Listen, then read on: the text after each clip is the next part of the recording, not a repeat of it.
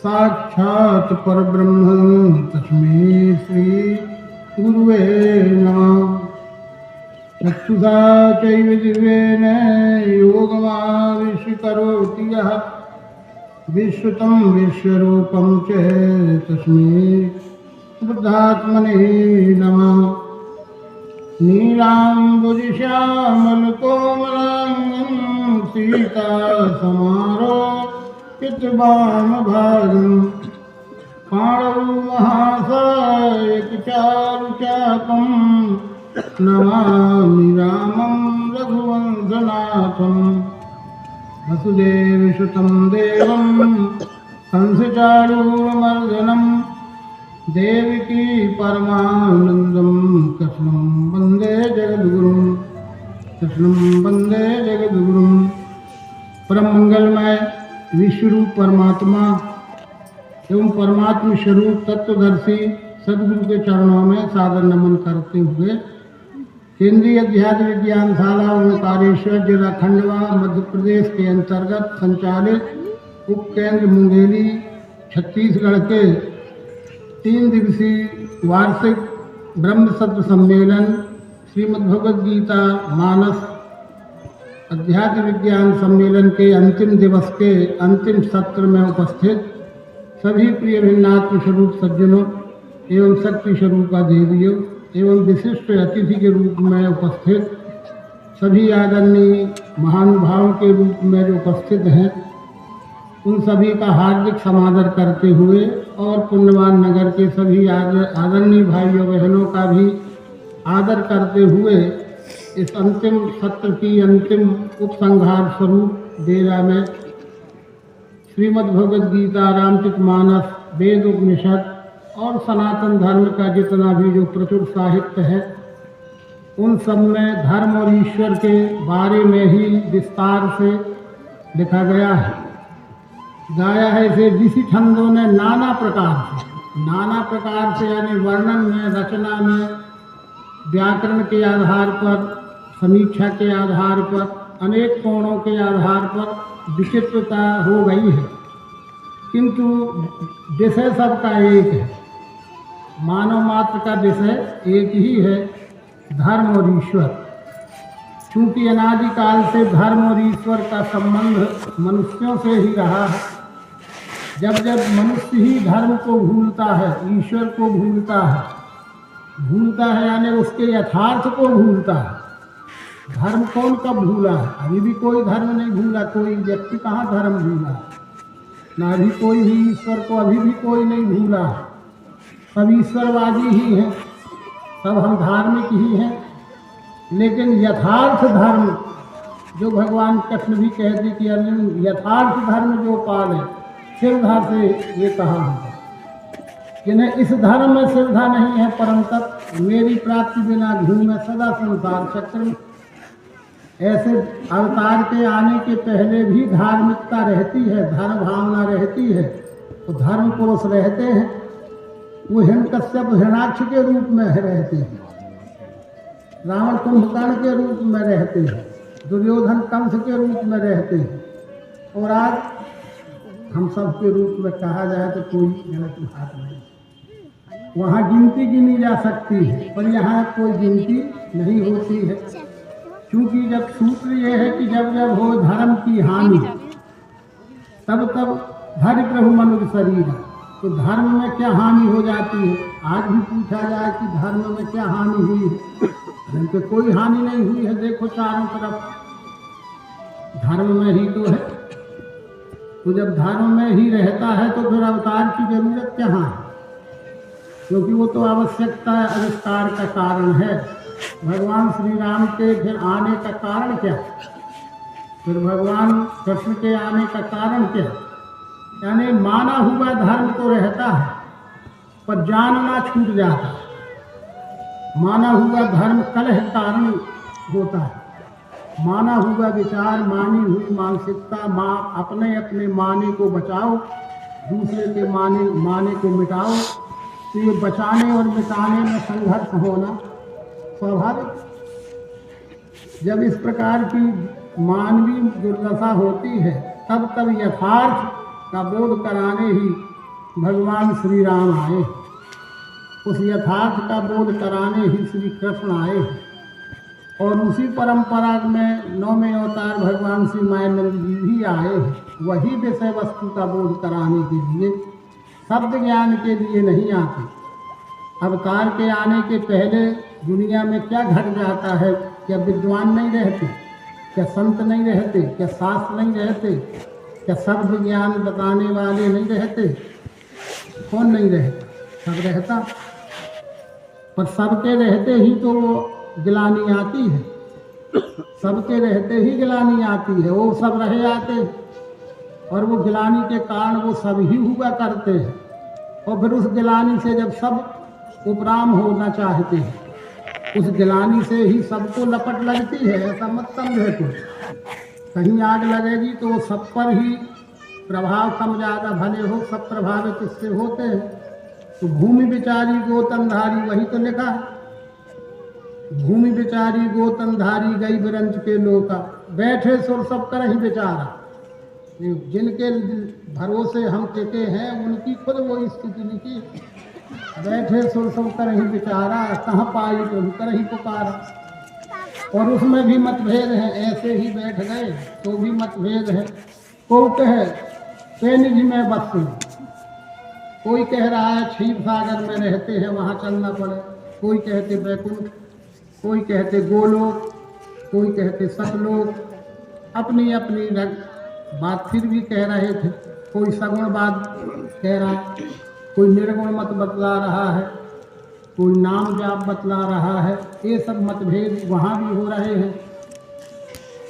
तो मानस में ही तो लिखा है, भगवान शंकर भवानी पार्वती से वही संदर्भ समझाते हुए कहते हैं, हे भवानी मैं भी उस देव समाज में था, देव तो मैं भी हूँ, देव समाज में मैं भी था, पर मैं चुप रहा। ते ही समाज गिरजा में रहूँ, देव समाज में गिरजा में भी रहा है था, लेकिन मैं चुप बैठा था। नीति ये कहती है कि जब तक कोई पूछे ना तब तक मत बोल, बिना बुलाए जाना और बिना पूछे बोलना अपमान का कारण होता है।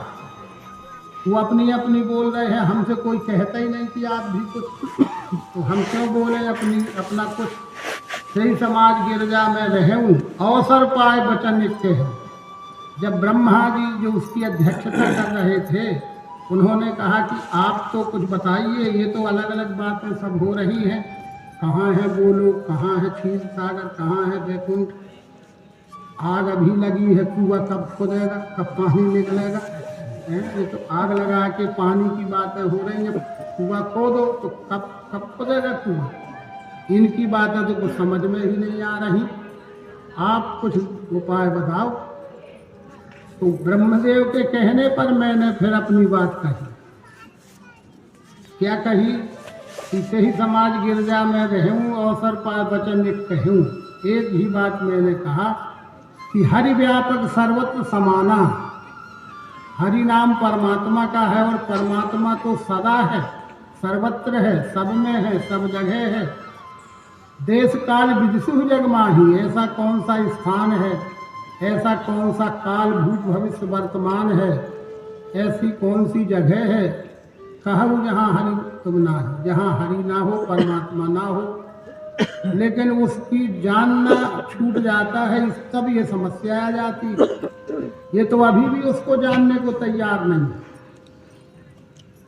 कहाँ है वो? जो आज है वही उस समय भी था। अभी आज भी जानने कितने तैयार हैं, तो जानकर आचरण करने को हम कितने तैयार हैं। बस समूह दिखाओ, समूह बनाओ, ये अलग विषय है। सही समाज गिरजा में रहूं, अवसर पाए वचन लिख कहूं, हरि व्यापक सर्वत्र समाना, और प्रेम ते प्रकट होई में जाना। देश काल विदिशु जग माही, कहूँ कहाँ हरि जहाँ तुम नाही। अग जग में सब जगत विरागी, उदाहरण भी दे दिया कि अग जग में सब जगत विरागी, और प्रेम ते प्रकट हो जिमी आगी। जैसे माचिस में या किसी में भी आग रहती ही है और हम उसे जेब में रखे घूमते हैं, आग लग जाती है कि शरीर में, पर प्रक्रिया करने से उसमें प्रकट होती है। प्रक्रिया न करोगे तो नहीं प्रकट दिखेगी, और प्रक्रिया करेंगे तो प्रकट दिखेगी। इसी तरह से परमात्मा तो सब में है, सब जगह है, प्रत्यक्ष है और यथार्थ वह ही वह है, अन्य और कुछ भी नहीं है। लेकिन हम प्रयोग नहीं करते तो वो हमें दुनिया है, जगत है, संसार है, मिथ्या है, नाशवान है, झूठा है, न मालूम क्या क्या मनगढ़ंत आरोप लगाते हैं और अपने को ज्ञानी कहते हैं। ये बात मैं नहीं कह रहा, यही राम कह रहे, यही भगवान शंकर कह रहे, यही गीता सुना दी आपको 3 दिन से। कृष्ण जी भी तो यही कह रहे हैं। तो अब ये प्रश्न ये उठता है कि जब वह ही सब है तो फिर ये सब कर कौन रहा? तो हमें लगता है कि फिर वही जब सब है तो फिर ये भी कौन कर रहा? बस ये चतुराई का प्रश्न लगाना है केवल। ऐसी चतुराई तो बाली भी खूब लगाया, पर अंत में थक के कहने लगा कि प्रभु अजहू में पात की अंतकाल गति की, सुनहु राम स्वामी सन चलना चातुरी मोर, प्रभु अजहू में पात की अंतकाल गति की। ऐसे जो हम ये चतुराई लगाते हैं, ये चतुराई वहाँ कामयाब नहीं होती है। जब हमारा ही सुन के, हमारा ही पढ़ के, शास्त्रों को पढ़कर मात्र हम कहते हैं कि सब में है, पर ऐसा जानते भी हैं क्या कि सब में है? नहीं जब तक जानेंगे नहीं कि सब में कैसे है, तब तक कहते रहेंगे कि सब में है, पर सबसे सद्व्यवहार नहीं होगा। तो सद्व्यवहार ही भक्ति है वास्तव में। हम सद्व्यवहार छोड़कर अलग से करते हैं, तो अलग से की हुई भक्ति काम नहीं आ रही है। और इस चराचर के रूप में रहने दिखने वाले को छोड़कर अलग से कहीं कोई है, उसकी आराधना करते हैं, तो फिर वो भी काम नहीं आ रहा है। सारा व्यवहार तो इस चराचर से हो रहा है, ऐसा जानना पड़ेगा। इसलिए समय तो कम है, पर श्रीमद् भगवद गीता तो अपन ने सुन समझ लिया, पर 2-4 चौपाई की बात है, जरा वो भी सुन ले। अरण्य कांड में है, वो मानस में उसे राम गीता ही कहते हैं। वो जिस तरह से अर्जुन ने मानव मात्र के कल्याण के लिए माध्यम बन के भगवान श्री कृष्ण के सामने जो विचार रखे, उनका उपदेश भगवान श्री कृष्ण के द्वारा जो हुआ वो मानव जगत में श्रीमद् भगवद गीता है। इसी प्रकार से सबकी ओर से एक तरह से लक्ष्मण जी ने भगवान श्री राम से कुछ प्रश्न किए हैं, वो इन्हीं बातों से मेल खाते हैं। एक बार प्रभु सुख आसीना, लक्ष्मण बचन कहे छलहीना। वनवास के समय में एक बार प्रभु श्री राम कुटिया के सामने पत्थर की शिला पर बैठे हुए हैं। लक्ष्मण जी तो 24 घंटा साथ में थे ना, और एक बार की अब का बात, जब 24 घंटे ही साथ में, तब एक बार प्रभु सुख आसीना, तो एक ही दिन बैठे थे का? एक ही दिन संग हुआ था। वो सब रहस्य की बातें हैं, उसमें गहराई की अलग बात है, पर विषय पर आइए। एक बार प्रभु सुख आसीना, लक्ष्मण बचन कहे छलहीना। लक्ष्मण जी ने छल छोड़कर भगवान श्री राम से कुछ पूछा, कुछ उनके सामने अपने प्रश्न रखे, पर विशेषण क्या लगा है? छल छोड़कर। अरे तो कहे के पहले छल ही करते, उसी दिन छल छूटा। अगर छल ही करते राम से लक्ष्मण जी, तो फिर बन तो राम जी का हुआ था, लक्ष्मण जी क्यों आए थे साथ में? तो महलों में ही रहते। कोई छल ऐसा छल नहीं था। वो छल दूसरे प्रकार का लिख रहे हैं तुलसीदास जी की, जानते भी नहीं है और पूछते भी नहीं। हम जिस विषय को जानते भी नहीं है और मानते भी नहीं है और पूछते भी नहीं है, तो वही तो छल है। होय न विमल विवेक और गुरुसन किए दुरा, संत कहेंगे नीति प्रभु श्रुति पुराण गा। जिन विषयों को हम जानते भी नहीं हैं और पूछते भी नहीं हैं, पूछते हैं तो लगता है लोग कहेंगे कि बात इतना भी नहीं जानते, तो पूछने में हम अपना अपमान सोचते हैं और जानते भी नहीं हैं। तो ये अपने से अपना छल ही है, अपने से अपने को ही छल करना है। ये छल है लक्ष्मण जी का। बाकी भगवान राम से तो वो निष्कपट निश्चल ही थे, जब तो साथ गए थे। तो एक बार प्रभु सुख आसीना, लक्ष्मण बचन कहे छलहीना। क्या पूछा? क्या वो ये बातें लक्ष्मण जी उस समय न जानते थे? सब जानते रहे होंगे, लेकिन हमारे आपके लिए वो विषय है ज्ञान, विराग और माया। ये हम छोटे छोटे लोग कहते कि हम ज्ञान नहीं जानते, हमको समझाने आए हैं। तो लक्ष्मण जी कह रहे हैं मुझे ज्ञान समझा दीजिए। ज्ञान, वैराग और माया। और कहा उसो भगत करहु यही दाया। 4 चीजें पूछी केवल, ज्ञान, वैराग और माया। ज्ञान, विराग और माया कहु सो भगति। भक्ति क्या है? और आखिरी में पूछ लिया कि ईश्वर जी वही भेद प्रभु सकल कहु समझा। ताते हो तो चरणति शोक मोह भ्रम जाए। ईश्वर क्या है, जीव क्या है? जीव और ईश्वर का क्या संबंध है? अलग अलग है कि एक ही है? कि जीव को ईश्वर खोजना पड़ता है कि प्राप्त ही रहता है, केवल भूल हो जाती है? क्या है ये रहस्य? मुझे ये समझ में नहीं आता।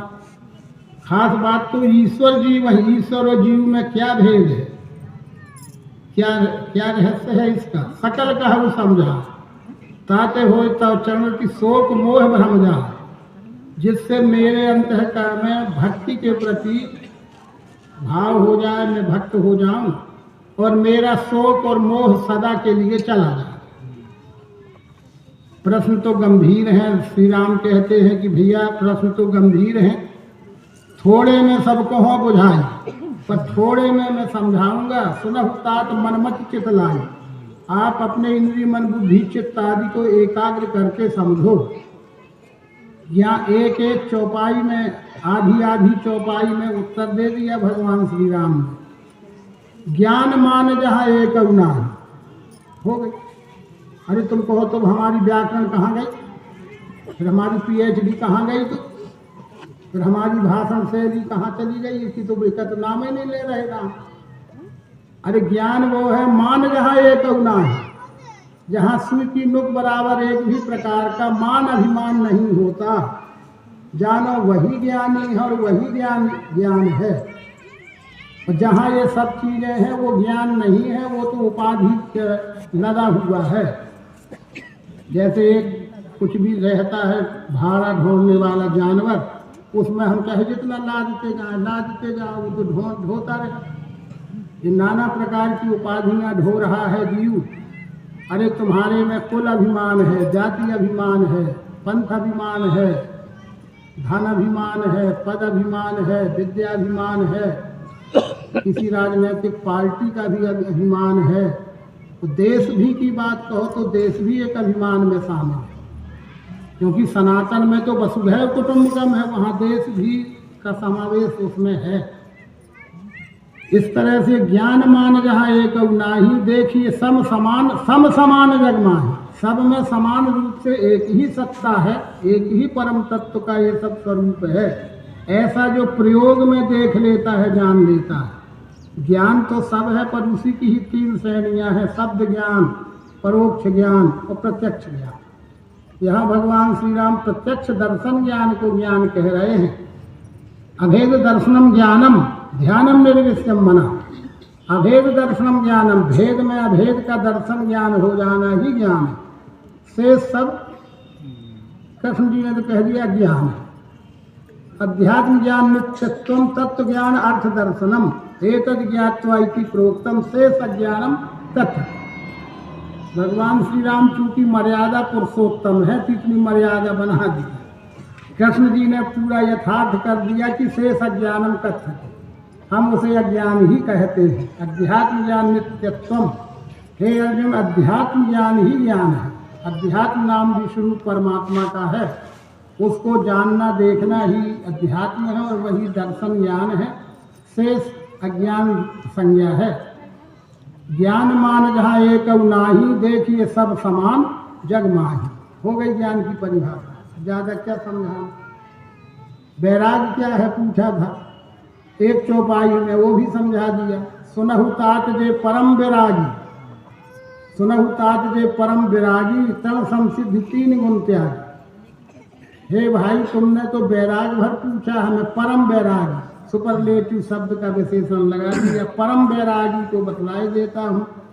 परम बैराग वो है जो तृण संसिद्धि 3 गुण त्याग, इस सिद्धियों का अनर्थ में नहीं फंसता।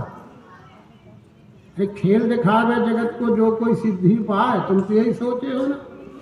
खेल दिखावे जगत को जो कोई सिद्धि पाए, हाय लगावे संत को क्यों वो भेष बना। संतों की सिद्धि यही काटे कठिन क्लेश, और अतिहित मीठे वचन कह दें सत्योपदेश। सत्योपदेश करना ही सिद्धि है, कि खेल दिखाना सिद्धि है। एक वो प्रभु श्री राम की ही तो वाणी है, उसको क्यों नहीं समझने हम तैयार हैं। अब क्या क्या करेगा। सुनहु तात दे परम विरागी तल संसिद्धि, सिद्धि के बल पे बड़ी बड़ी बातें करते हो, वो घास के तिनके के समान उनको नहीं समझता। तो खेल है, तो खेल दिखावे जगत। तृण ये सब बात, तृण संसिद्धि 3 गुण त्यागी, वो 3 गुण के विकार उसमें नहीं रहे। वो विकार क्या है? काम, क्रोध, लोभ, मोह, मद, मत्सर, ये विकार उसमें नहीं रहते। जानो विरागी है। अब बच्चे कितने हैं कि नहीं, शादी हुई थी कि नहीं, बाल ब्रह्मचारी था, ये बात है, वहाँ नहीं। घर भी है 100 वन समान, वो घर में रह के भी वनवासी है, और वन में रह के भी वो गृहवासी है।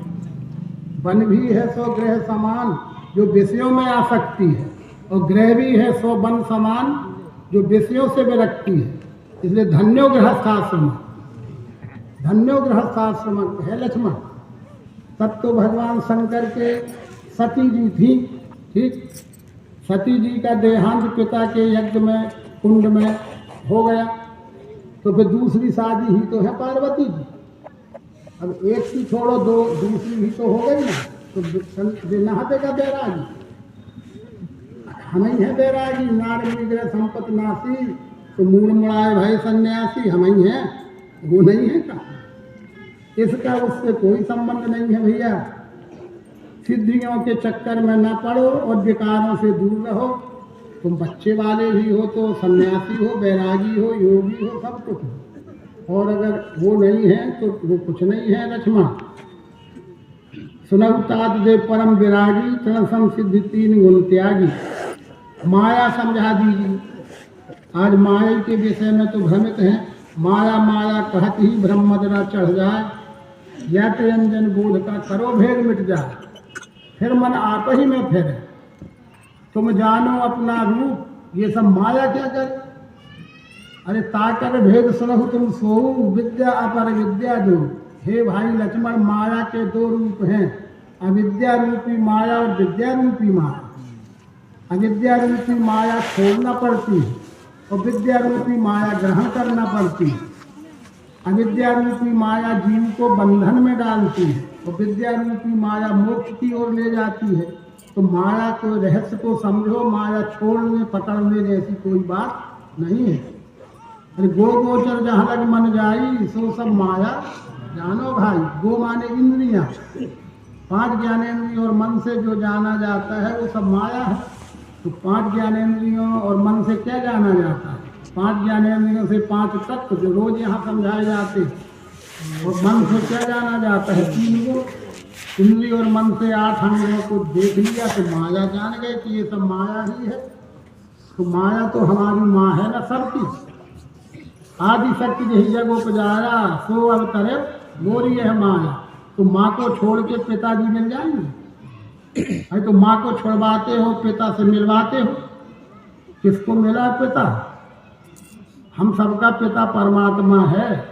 तो बीच में पहचान कराने वाला माध्यम माया ही तो है, माने माँ। अब माया छोड़ो तब पिताजी मिलेंगे, तो मिल गए पिताजी। ये विद्या रूपी माया, और विद्या रूपी माया के आविष्कारक ही है भगवान श्री राम, भगवान श्री कृष्ण। आविष्कारक को अवतार कहते हैं। जो अध्यात्म विद्या के आविष्कारक हैं वही अवतार हैं, और वो 10 ही हैं। वो रहस्य खोल दिया भगवान श्री राम ने, किया दिया माया छोड़ना पड़ेगी। कुछ छोड़ने पर कुछ मिलता है, फिर पाने को कुछ छोड़ना पड़ेगा। इस बात से मैं सहमत हूँ, पर छल कपट की माया छोड़ोगे तो परमात्मा मिले। माया तो छोड़ना पड़ेगी, पर छल कपट बेईमानी छोड़। अब ये तो छूटे नहीं, पत्नी छूट गई, बच्चे छूट गए, नौकरी पैसा छोड़ दिया, कपड़ा छोड़ दोगे, खाना छोड़ दोगे, पानी छोड़ दोगे, लेकिन और का छोड़ दोगे, पर छल कपट बेईमानी ना छोड़ेगी। और जब वो ना छूटेगी तो फिर कहाँ छूटी माया। ये ताकर भेद सुनहु तुम सोऊ, विद्या पर विद्या गो। एक तात अतिशय दुख रूपा, जावस जीव परा भव कूपा। एक रचे निज गुण बस जाके, प्रभु प्रेरित नहीं निज बनता के। फिर ईश्वर जीव का भेद जो महत्वपूर्ण है उसे एक दोहे में ही राम ने समझा दिया। आप न जाने जो मैं क्या हूँ और ईश्वर क्या है, ये नहीं जानता है, वही जीव है, वही जीव संज्ञा को प्राप्त है। आप न जाने ईश कह सोई कहावे जीव। बंध मोक्ष पद सर्व पर माया प्रेरक की। बंध क्या है, मोक्ष क्या है, तो सबका उत्पादक और सबका पालक और सबका नियंता ईश्वर क्या है, कैसे वो कणकण के रूप में है ही, ऐसा जब नहीं जानता है तो जीव है। और जब ऐसा जान गया तो शिव, वो भी शिव ही है। अंश और अंशी में फिर दो नहीं।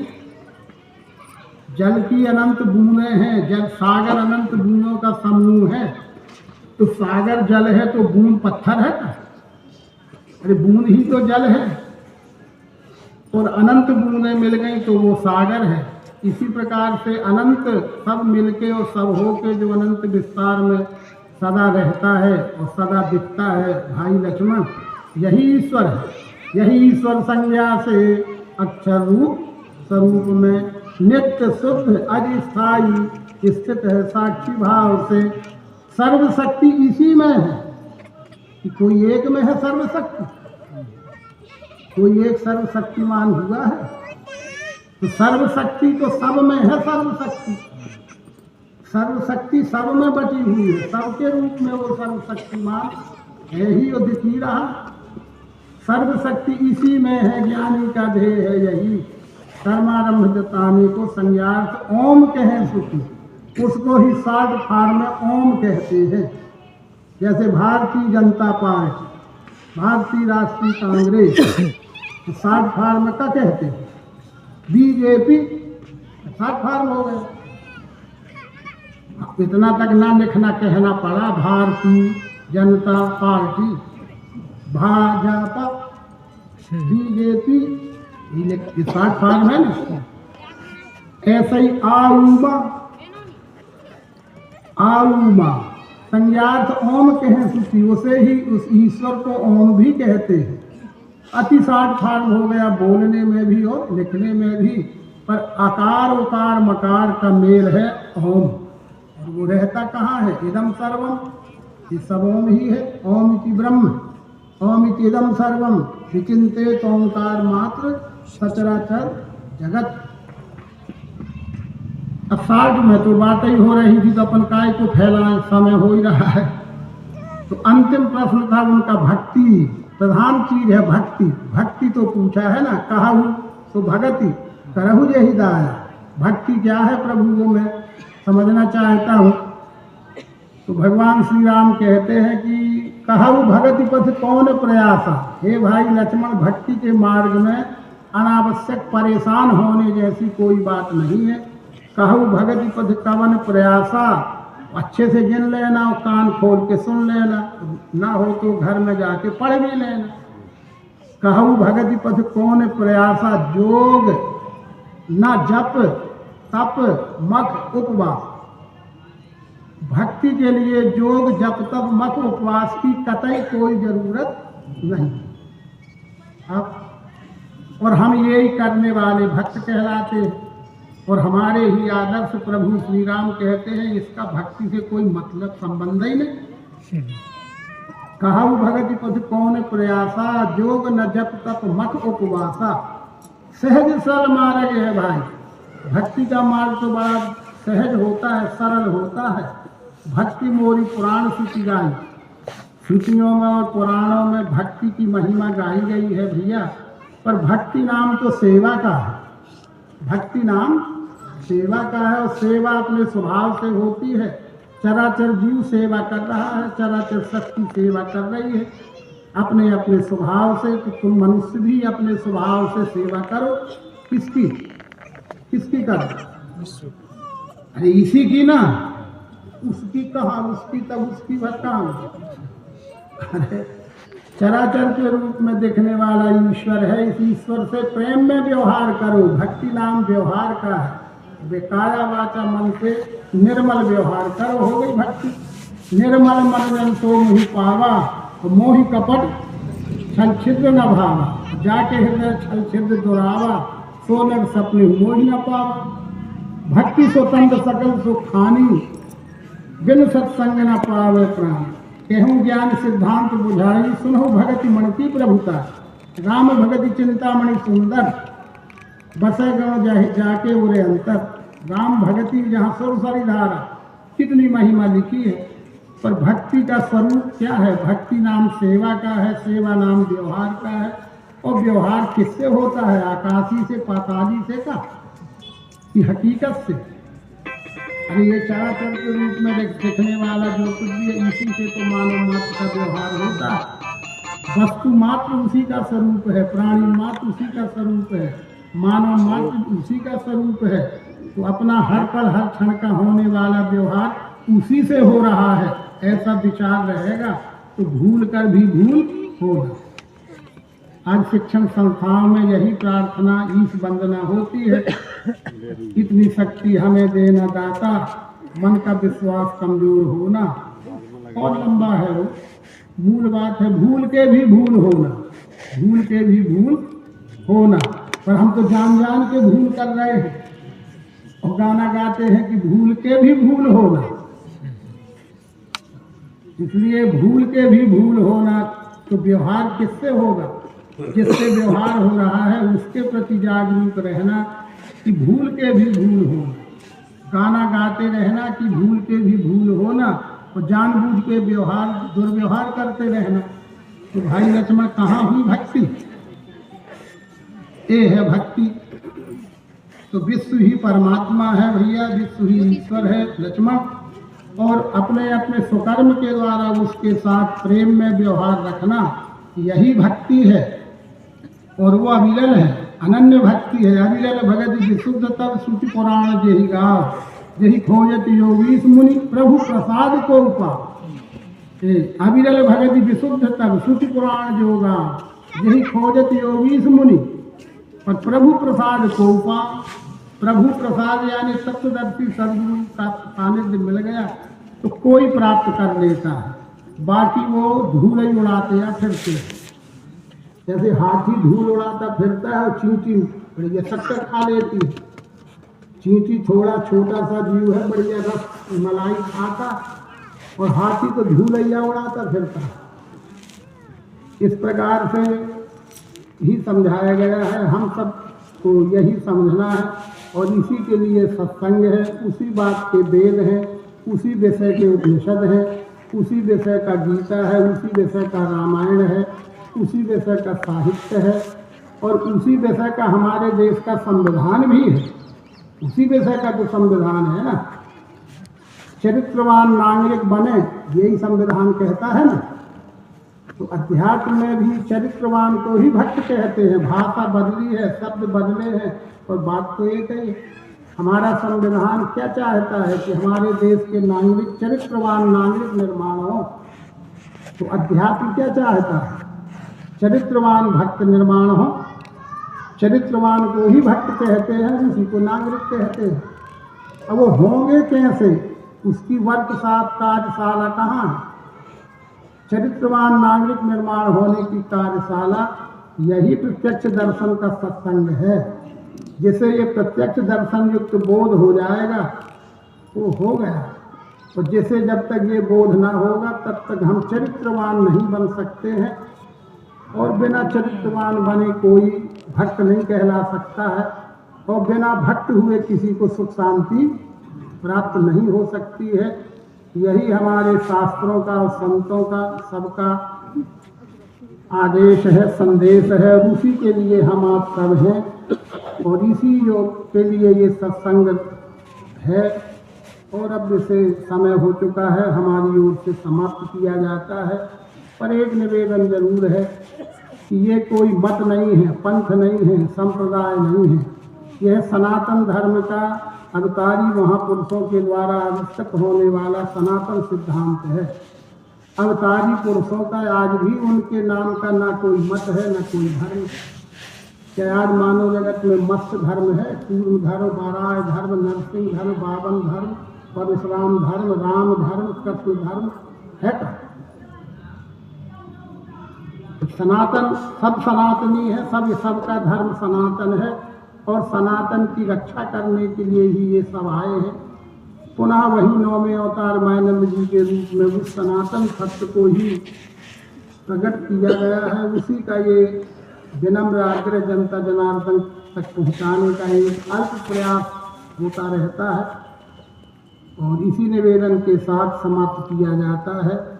आप सभी आदरणीय सज्जनों का, देवियों का, आप सबकी गरिमामय उपस्थिति के कारण ही ये संपन्न हो सका है और इसकी शांतिपूर्ण ढंग से निर्विघ्न संपन्नता के लिए आप सब धन्यवाद के पात्र हैं और सभी का आभार जाहिर करते हुए समाप्त करते हैं। ओम शांति शांति। सद्गुरु भगवान की जय।